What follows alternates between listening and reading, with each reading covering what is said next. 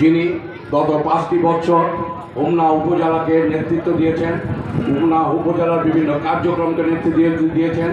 সেই আমাদের রেহানা মসজিদ আপাকে জয় করার লক্ষ্যে আজকে মাথাভাঙ্গা ইউনিয়ন কর্তৃক আয়োজিত আজকের এই আলোচনা সভায় প্রধান অতিথি আসন অলঙ্কৃত করেছেন আমাদের প্রার্থী রেহানা মসজিদ।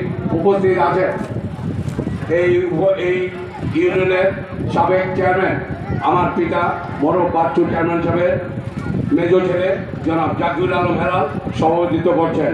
উপস্থিত আছেন বিভিন্ন নেতৃবৃন্দ, উপস্থিত আছেন হোমনা পৌর আওয়ামী লীগের সাবেক বিপ্লবী সভাপতি বাবুল ভাই, উপস্থিত আছেন এই ইউনিয়নের বর্তমান চেয়ারম্যান, যার সহযোগিতা আজকের এই অনুষ্ঠানে আমি সর্বাত্মকভাবে পেয়েছি।